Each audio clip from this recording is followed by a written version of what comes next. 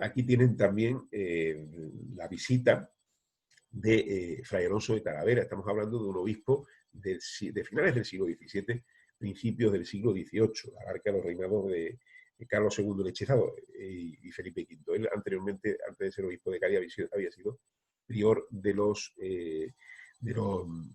Escorial. Estamos hablando precisamente de la orden de los Jerónimos, como pueden ver por su hábito. Miren, nos habla precisamente de la asistencia benéfica que hay en Cádiz. Además de los conventos, les dice Fray Alonso de Talavera, nos habla de la Casa de Niños Expósitos, que también conoce mi amigo Francisco Gabriel Condemalia. Nos habla también de un hospital de mujeres.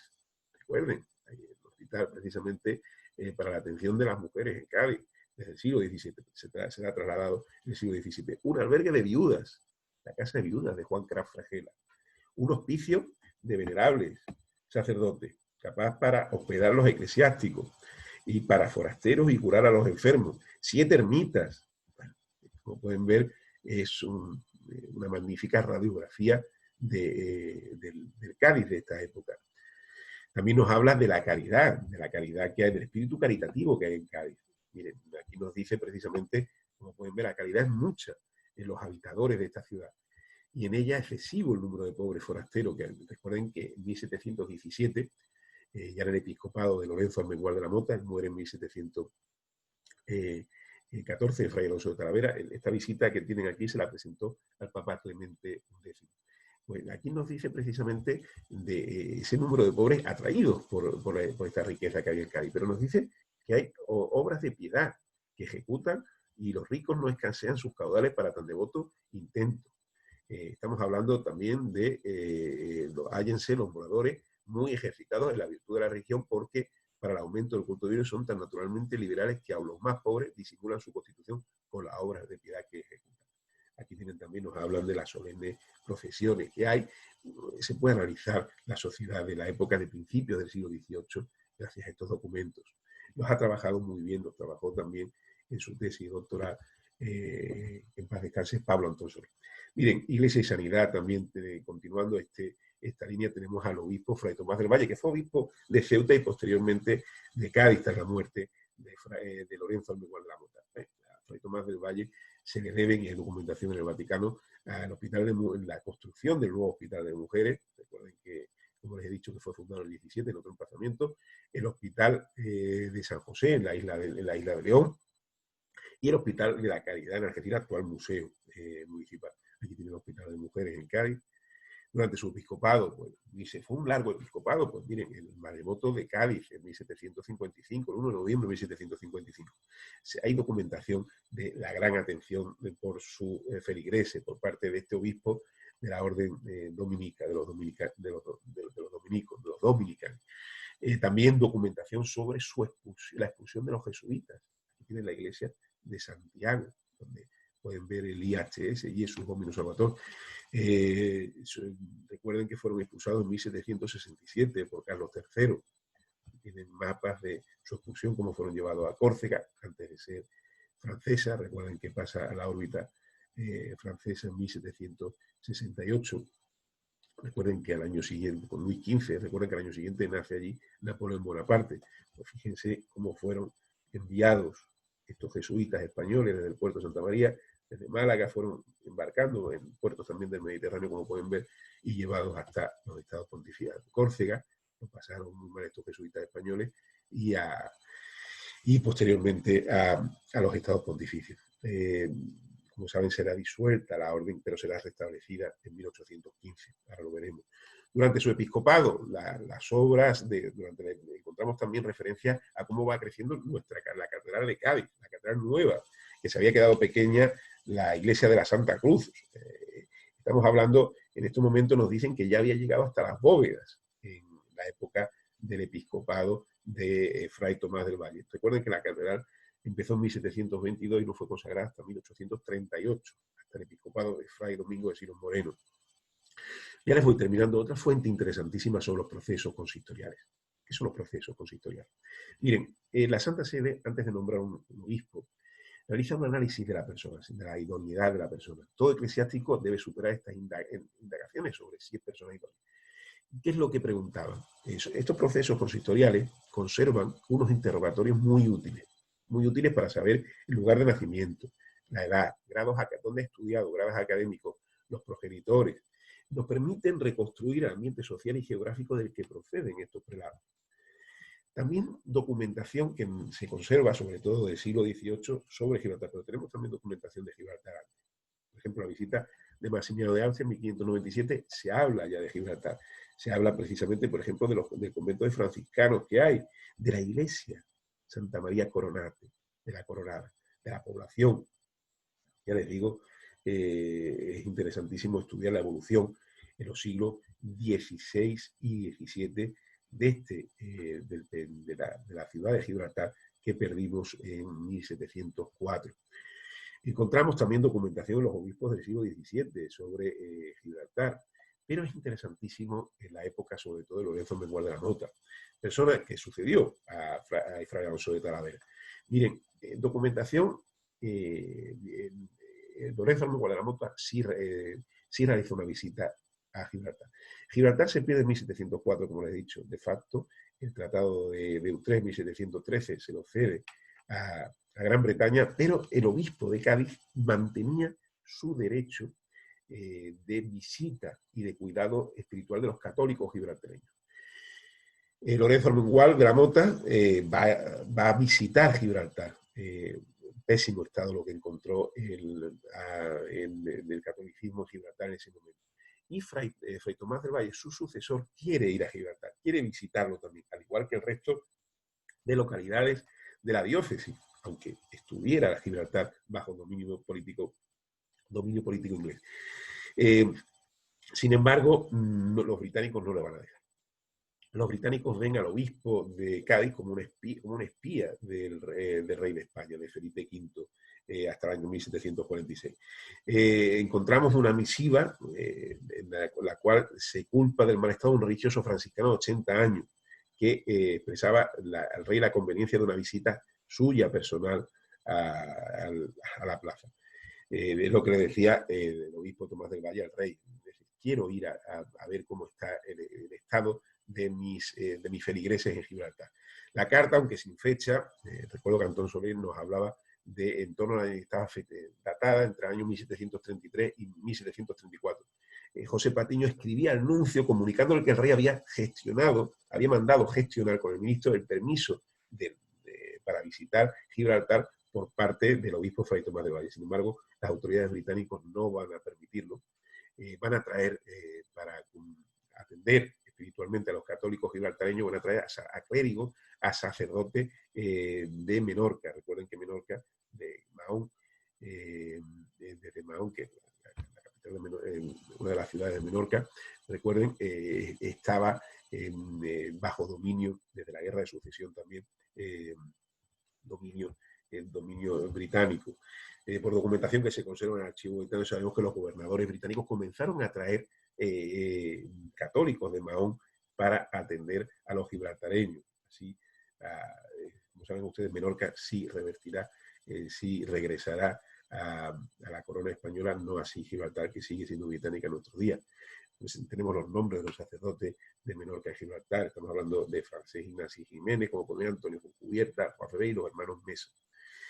Al igual que cuando mueren, después tenemos también documentación de Fray Juan Bautista Cervera, documentación también de José Escalzo y de Antonio Martínez de la Plaza, que muere en 1800.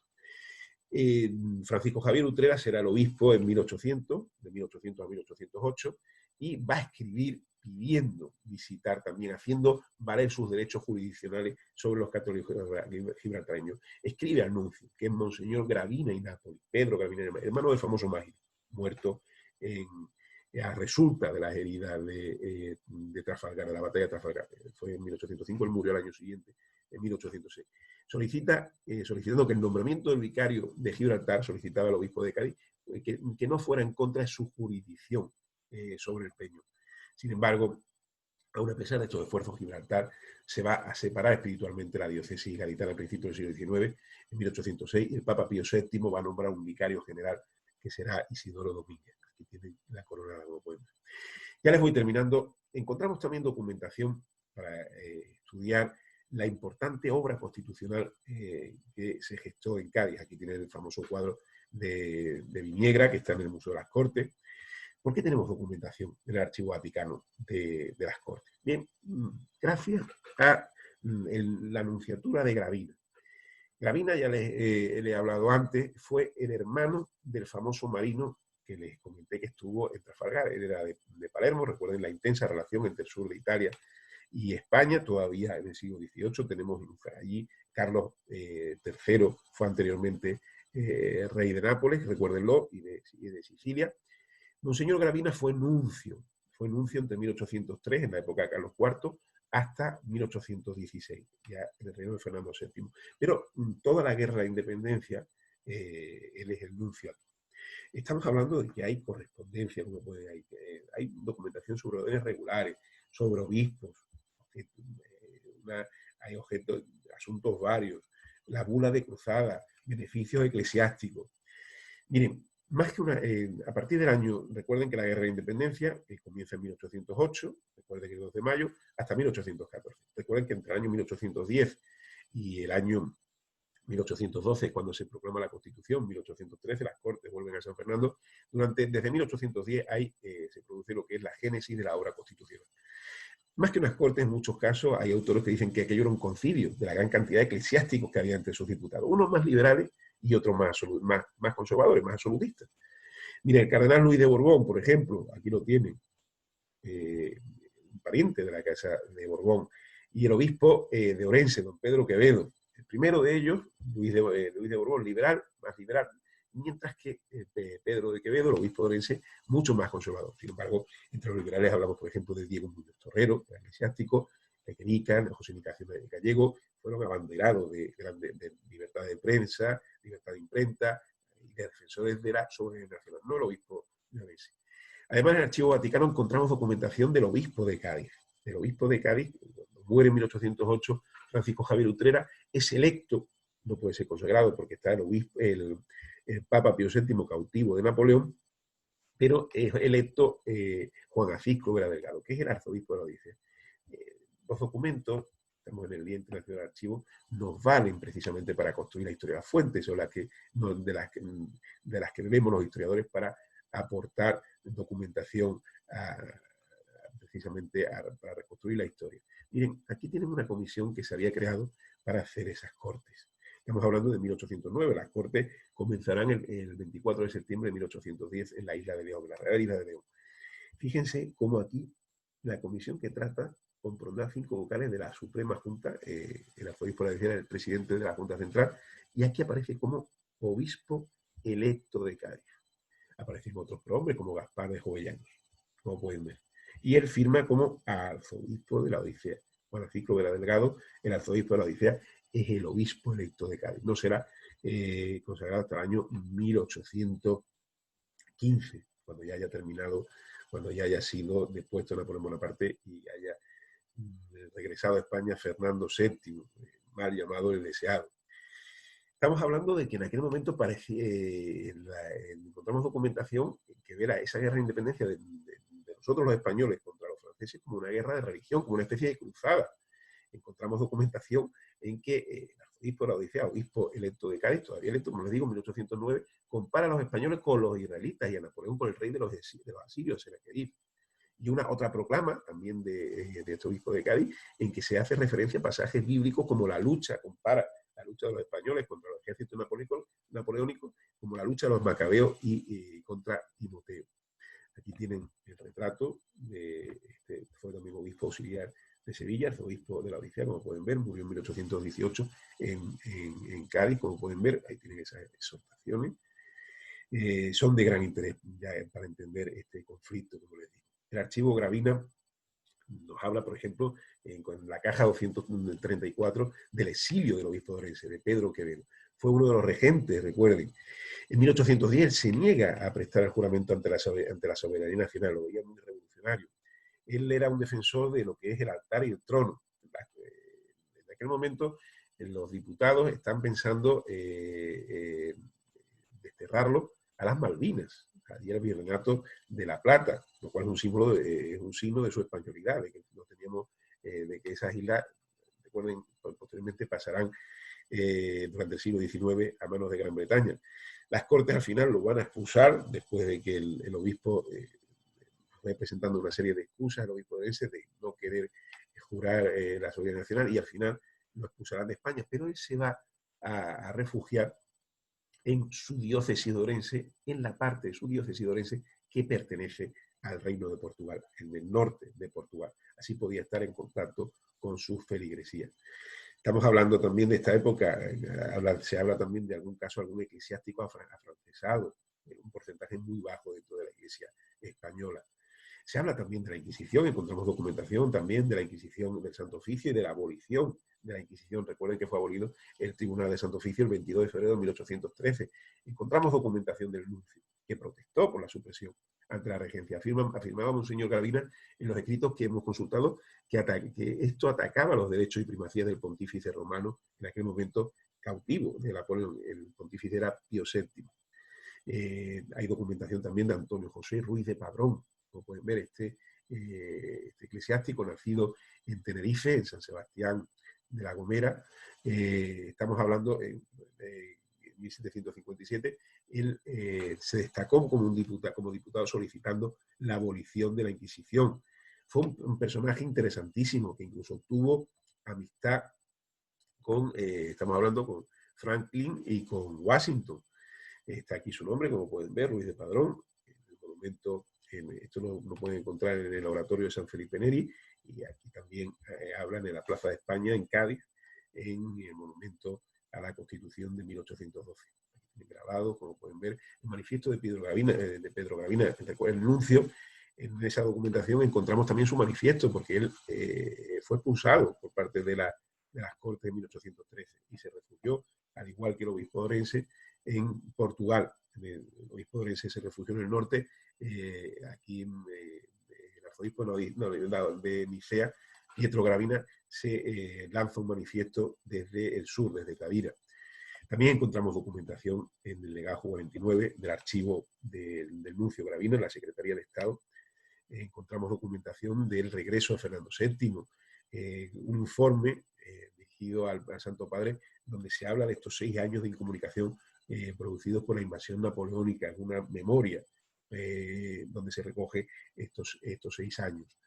El restablecimiento también de la Compañía de Jesús, encontramos documentación por la cual Pío VII autoriza el restablecimiento. Fernando VII va a revocar la pragmática sanción que había, después de la expulsión por parte de Carlos III, por parte de su abuelo, en 1767.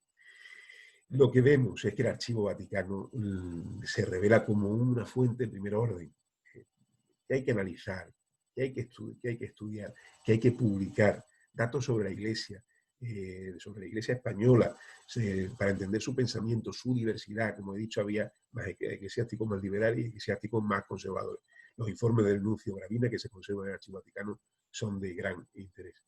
Ya les concluyo. El Archivo Vaticano, el Archivo Apostólico Vaticano, así llamado hoy en día, se revela como un instrumento utilísimo de investigación histórica. En este Día Internacional de los Archivos, esperamos que hayan podido conocer un poco más de este archivo internacional tan importante para la historia, como han podido ver, para la historia local. Muchas gracias por su atención.